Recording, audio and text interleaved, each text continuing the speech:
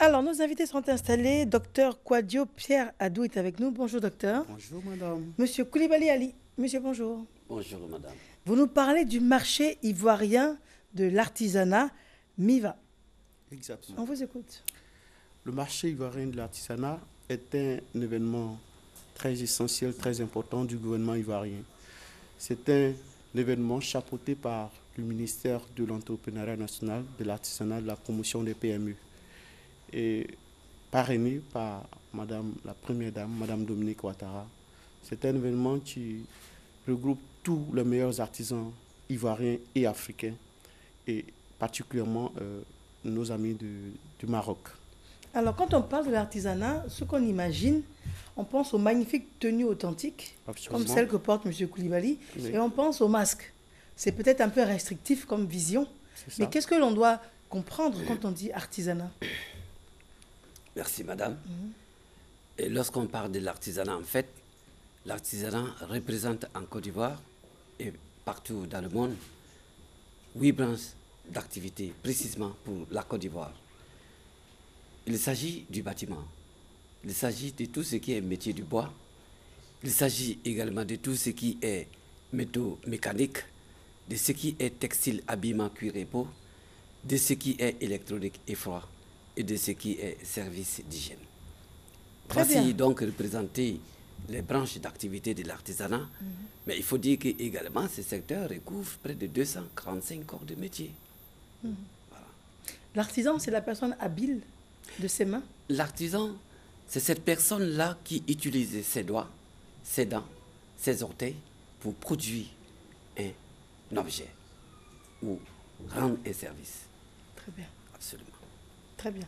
Et donc cet événement-là, vous avez dit, il y a des pays étrangers qui s'associent à l'événement?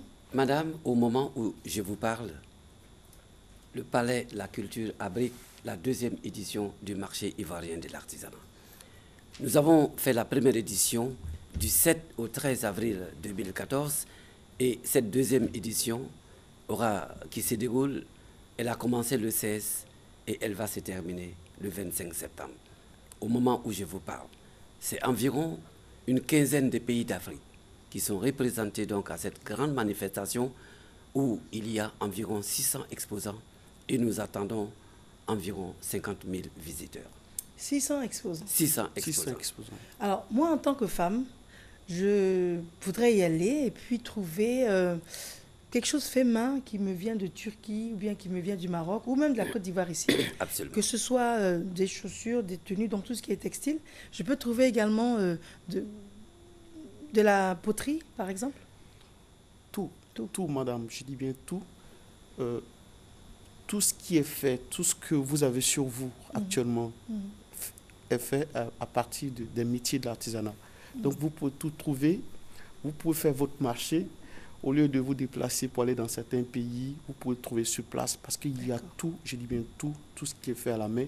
Les artisans sont des gens formidables. C'est des gens qui fabriquent avec la main. C'est des petits dieux. Et ils peuvent vous faire rêver. Et tout ce qu'il y a comme goût, vous pouvez y trouver, madame. Très bien. Donc, on rappelle que ça a démarré et c'est jusqu'au 25 septembre. Jusqu'au 25 Au septembre. Palais de la Culture de 9h à 20h. De 9h à 20h Un tous mot de les jours. fin et un téléphone, s'il vous plaît. Oui. Un appel? Oui. L'appel, c'est que nous invitons tous les Ivoiriens dans toutes ces composantes. Je vais dire les étudiants, les travailleurs. Quand vous avez une heure de pause, quand vous n'avez rien à faire, vous pouvez vous rendre au Palais de la Culture de Treichville. L'entrée est gratuite, je dis bien gratuite. Nous invitons également tous les acheteurs professionnels, tous ceux qui aiment l'art, tous ceux qui aiment l'artisanat, de se rendre au Palais de la Culture de Treichville pour prendre quelque chose de leur goût. Et le numéro par lequel on peut les joindre, c'est le 438. Merci à vous. Et puis plein succès. Merci, madame. Merci. Docteur Koulibaly Fongotin Amidou. Bonjour, docteur. Bonjour, madame. Vous êtes membre du comité scientifique de la CIAO-TS. Oui. Qu'est-ce que c'est? La CIOTS, c'est la Société ivoirienne d'hématologie, d'immunologie, d'oncologie et de transfusion sanguine. Et donc, il s'agit de 4 grandes spécialités médicales qui se réunissent au sein d'une organisation que l'on appelle la CIOTS. Et il y a un événement qui est organisé. Un événement majeur. Un événement majeur, il s'agit du 3e congrès de justement cette société, la CETS, qui va se dérouler du 21, 22, 23 septembre 2016, sous le parrainage de son Excellence M. Sérou Guillaume, président de l'Assemblée nationale, et sous la coprésidence du ministère de la Santé et de la lutte contre le sida et le ministère de l'Enseignement supérieur et de la recherche scientifique. D'accord. Et en quoi va consister ce congrès? Ce congrès va s'atteler à discuter de 2 problématiques au niveau de la santé. D'abord, c'est ce qui concerne les cancers. Donc, ça va être une approche, c'est toutes les nouvelles thérapeutiques qui concernent l'approche du cancer. Et la seconde pathologie qui va focaliser notre attention ce jour-là, ça va être la drépanocytose. La drépanocytose, comme beaucoup le savent, c'est une affection génétique qui touche, chaque année, il y a près de 6 000 à 8 000 enfants qui naissent avec cette maladie. En Côte d'Ivoire. En Côte d'Ivoire, et dont 75% n'atteindront pas l'âge de 5 ans, du fait justement de la gravité de cette pathologie. Donc voici les 2 sujets sur lesquels nous allons plancher pendant ces 3 jours. Et c'est à la CRAE-UMOA? À la CRAE-UMOA, comme je le disais, du 21, 22, 23 septembre. Ouais. Votre appel à lancer un téléphone, monsieur? Oui, le téléphone c'est le 07 19 90 71. Et il faut dire qu'il va y avoir des experts à la fois nationaux et des experts internationaux. Et pendant cette rencontre, il va y avoir près de 300 personnes qui sont invitées et parmi lesquelles on aura près de 70 communications majeures dans le domaine de l'approche dans les pathologies comme le cancer, comme je le disais, et la drépanocytose. Il y a aussi l'immunologie et la transfusion sanguine. Parce qu'il faut dire qu'en ce qui concerne le cancer et cette maladie qui est la drépanocytose, il y a un besoin important, très souvent, c'est le besoin en sang. Et donc nous savons que l'accessibilité à ce niveau n'est pas toujours évidente. Donc c'est les questions sur lesquelles nous allons plancher pour voir dans quelle mesure est-ce que, évidemment, la population qui est en attente de trouver des solutions pour ces pathologies pourrait espérer de nos travaux. Voilà. D'accord. Donc on rappelle le lieu et la date? Les dates sont les 21, 22, 23 septembre. Toute la population y est invitée. C'est à CRAE-UMOA au plateau, ça veut dire la banque en dessous de Versus Bank. Et voilà, ce sera pour 3 jours de rencontre scientifique. Docteur Coulibaly Fongotin Amidou, je vous remercie. Je vous en prie, madame. Merci. Je vous en prie. Mademoiselle Conan Vanessa, bonjour à vous. Bonjour Marielle. Vous nous parlez de la rentrée scolaire à l'ESMA. Effectivement. Donc l'ESMA, l'école de spécialité multimédia d'Abidjan, qui n'est plus à présenter, c'est la première école qui forme aux spécialités multimédia en Afrique de l'Ouest.